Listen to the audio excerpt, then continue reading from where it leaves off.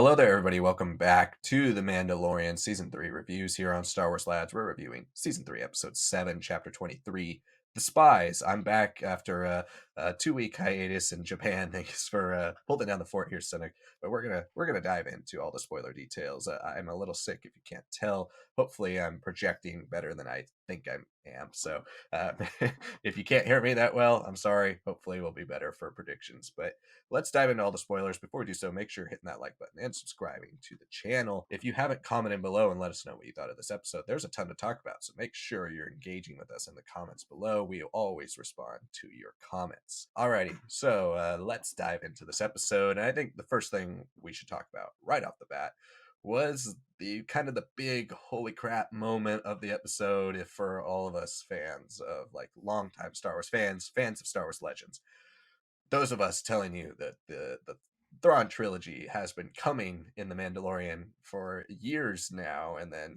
now seeing it confirmed in the Ahsoka trailer, and then here it's back. We are getting more information, and we get a quick glimpse here of the Shadow Council as we get our first appearance of Moff Gideon of the season, and we get not only Moff Gideon, but we get one of my favorite characters. I feel like I'm an overly big fan of Captain Peleon, but I really lost my mind when I saw him. I was so excited. And of course, one of the characters, when I saw everybody standing there, I was like, they have to have Brendel Hux. Like, they have to have Brendel Hux.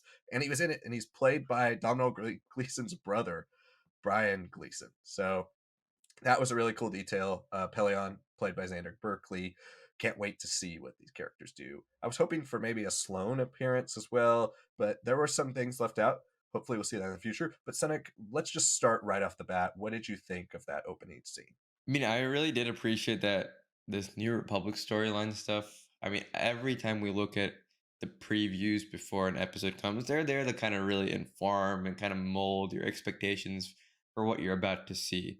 So when we had last week's, I was like, I don't, this not really lining up with what I was expecting to happen. This time I'm like, okay, it really does feel like we're bringing in the New Republic stuff and everything to a head. Gideon, all that stuff was going to be really richly there. And it was. Elia Kane. And then we got to have her meet with him on hologram with Gideon, inform him about the stuff that we'd been thinking about. Like, what are the pirates actually being funded by the Imperials? Yes, they are like kind of being controlled and used in like a proxy war of sorts. And all this Mandalorian reconnection of the tribes and everything has now put Gideon on the edge, right? Like now he has to do something here that they're coming for him. And then Shadow Council, yeah, like you said, I really wanted to see Sloane. Aftermath trilogy has just turned out to be strangely like the most like important piece for a lot of this early New Republic storytelling. The fact that all these interludes, the world building is like being pushed here into live action and used so well. It's it. I'm really happy by that. I know we've always talked about Legends informing everything about this era, but I'm glad that like something that is new that was supposed to like be the replacement at one point or marketed that way in some shape or form, it is now actually being used so well. So yeah, I wish we got to see a little bit more like a Ray Sloan. I'm very curious what her plans are, if she's kind of still doing her own thing in the unknown regions, if she's not really dealing with this proto first order stuff. Maybe she's trying to go directly to the source, and a lot of these guys are more coalescing around Thrawn and thinking that he's the end goal. I think that'd be pretty interesting if we save her for maybe the New Republic film that has been announced or something like that. Would be very solid for me. A little bit of a refresher for all of us, like, oh, what are you doing with your experiments on Navarro? Like, we heard this and that, like the Mandalorians, this and that. Like, yeah, sure, but the way he spun it around, the way he like was quite literally spinning around, trying to like rally the troops. You forget, even though we haven't seen him that often in the show, Giancarlo is just he is so like rich in expression and just hype as a character and the passion that he brings. Yeah, incredible stuff. I hope that it was just a tease of what's to come. I hope we get to see them again in the finale. That's that greater world building stuff that I really love about live action and Star Wars as a whole that we've been hyping up without really any evidence till now finally happening. and I just want to get even more and more of it. Completely agree. I mean, this is the type of stuff that gets Star Wars fans like us, our gears turning, our excitement going, like this makes me want to return to the How to Adapt series. Like, that stuff, that like hardcore type of research and predicting and planning, like these are the pieces of information that just feed a Star Wars fan for months and years. And we only have to wait a couple months for Ahsoka to come out and then just continue to feed this. But I mean, I'm very glad that Pelion's back. Like I said at the beginning, overly big fan of Pelion.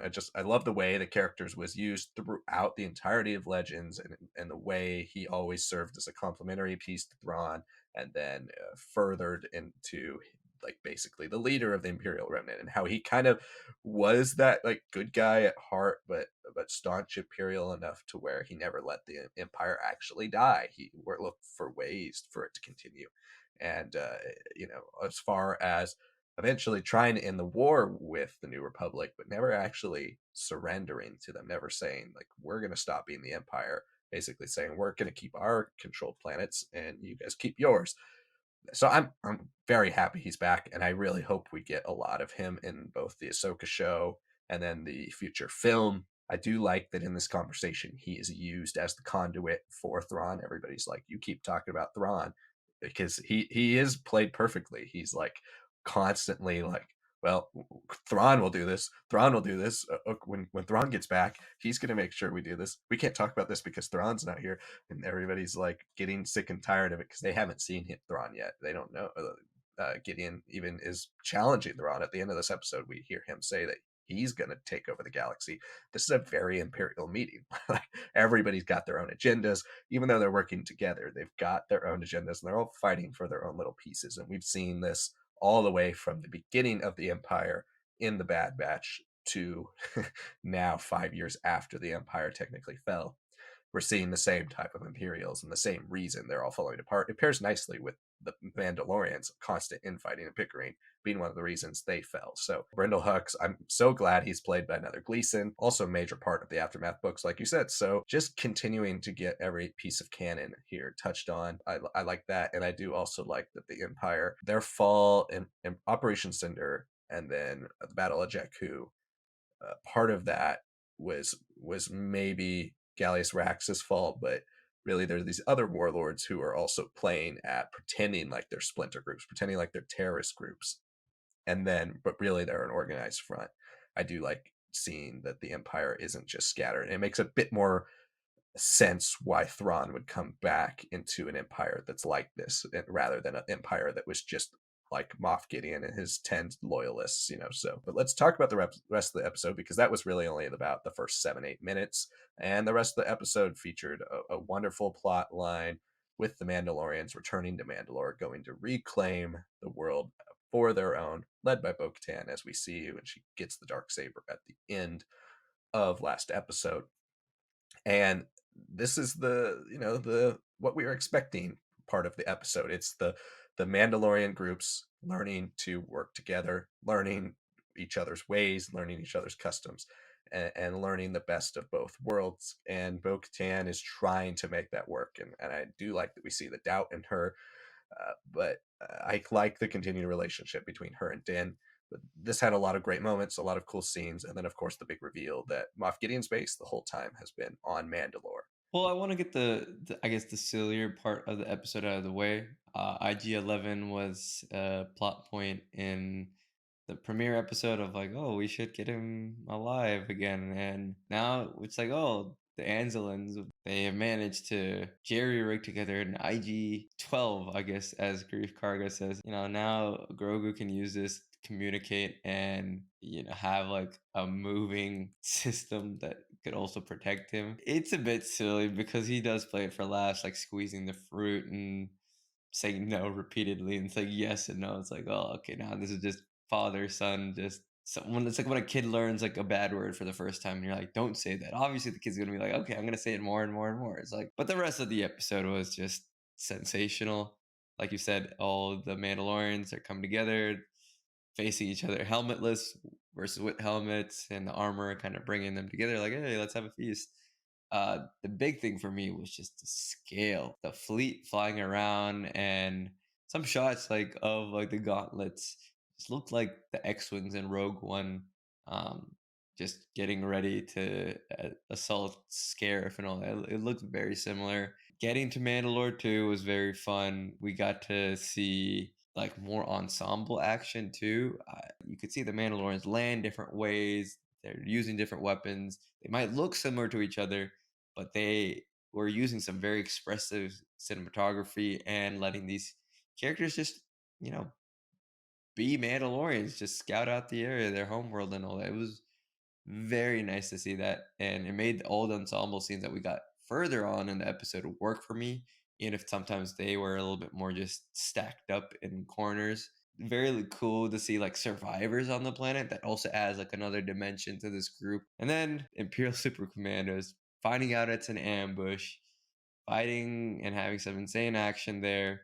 I mean, the whole fight ambush underground, and then to have Din be captured, a little bit of a twist on Grogu being captured at the end of season two. Cadian's armor is insane. Like he's apparently wearing Dark Trooper armor. Just the scale of his base and how it was hidden away. The explanation was good. The surface of Mandalore and the lighting was really solid. That, and then we finally ended with the Praetorian Guards, which was also mentioned at the Shadow Council scene that he wanted like a security detail of them. And I love that they had like the whole spinning flourish from the Last Jedi. Still, I guess that's just a part of their characterization that they have to do it, letting down his life and then just being stabbed through. And like the way they were going through him was like very slow. Like it's not blood, but you can really see the weapons like go through him. And I was like, wow, okay. I don't know. I don't really have critiques for it. I thought every element of it was so good that I was engrossed that I didn't really even want to talk about it. Like even there were like moments of like Grogu like pushing between Axpos and uh Paz that I was like, that's just like in any other episode that would have been a highlight moment for me, like of Grogu learning and being a little bit more independent and having his voice there. But I was captured by just the pure fantasy and the pure quality of it. Completely agree with that too. And the ending of this, so out of the three, I think this was probably my favorite of like the penultimate episodes before the finale. This season has in general followed a bit more of the season one skeleton than the season two. And in that way, it's the same type of finale where it feels like it's gonna be a penultimate episode where it feels like it's gonna be a two-part finale versus season two goes for a hard-hitting character development type episode, but doesn't really necessarily connect to the finale in terms of story beats. So I enjoyed this episode quite a bit. I love being left on cliffhangers and waiting to see what happens. I mean, we have so many disparate elements in this end part of the episode with Axwolves flying off. We don't know what's going to happen to the fleet. We don't really know what their firepower capabilities are against Gideon's bombers and interceptors. So Gideon in this episode is commanding as always, and Giancarlo Esposito is one of the greatest character actors in television history. He's such a fantastic villain every single time. Can't wait to see what he does next episode two. A bit more involvement. I can't wait for that face to face with him and Din when Din gets taken to the interrogation room. That might be Pedro Pascal's one, like, headshot money moment of of the season where we finally get to see his face. I like Bo Katan's leadership in this episode, especially. I love the reveal as well that she surrendered and then was betrayed by the Empire. It makes a bit more sense, both for why they trust her a bit more, because her people seem to already know this. It's the Children of the Watch and the survivors on Mandalore that this surprises. So her people already know, and it's one of the reasons why they are so quick to abandon her and so quick to distrust her for not having the dark saber. It makes a bit more sense why the dark saber is so important to them in the way they see her. But at the same time, it also makes a little more sense why they are so willing to follow her again, because she never really lost. She was tricked. I was hoping she would use the dark saber a bit more in the action, though. There were a couple times when they were fighting and everybody's shooting with blasters, which again, some great moments. Din was just going off. Like he was charging guys, pushing them, shooting them on the ground. He was leading the charge, and Bo Katan has some cool moments. I do like the juxtaposition where, like, even though the Children of the Watch have jetpacks, they don't really use them in combat as much versus the Bo Katan's crew. They use them a lot to just kind of propel themselves forward, give themselves that extra boost. I did like the juxtaposition of combat styles between the two groups, and seeing them both united looked very cool. But I was expecting Bo-Katan as the symbolic leader with the dark saber, to prove why she's the one that needs the dark saber. We still have not even really seen her fight with the dark saber in this show. So I was hoping this would be the episode where we see her like lead that charge, go off with the dark saber. I'm sure we'll get it next episode, but that was something I found a little strange personally. But I love Gideon's armor. I do like the Mandalore twist. Mandalore, the idea of it being poisonous or glass, we all knew it wasn't going to be in this season, but to make it a little less predictable why it's not, I do like that it's like the Empire has been occupying it. Whether they cleansed the planet and fixed it, maybe that's the case. They also could be just kind of that they lied to the Mandalorians and made it seem like it was destroyed, and they were actually using it for its resources, which we obviously see. They have a ton of Beskar, and then both to create the Dark Troopers, but also to tempt Din into finding Grogu in the first place, and then now to create Moff Gideon's armor, and apparently they're still mining it. So it's very important to the Imperial war machine. Obviously had that strategic advantage, and that was why they originally took it. So there's a lot of great detail in this episode that added so much to the overall narrative of the show, and I dug it a lot. Now I cannot wait for next week, and I think it'll be a really awesome finale. But that's going to conclude our review here of Chapter 23. Make sure you're hitting that like button down below and subscribing to the channel for continued content. Also, comment below. Let us know what you thought of this episode and what you thought of some of our thoughts on this episode as well. Make sure you're voting in those polls. We are continuing our Star Wars video game bracket, and we just dropped our Star Wars video game tier list. Make sure you're checking that out as well. We'll have predictions and speculations for the finale out on Friday, so make sure you check that video out, as always, every single Friday with our predictions, and then we'll be back next week to talk about the finale on Wednesday morning. Thank you so much for watching, and we'll see you next time.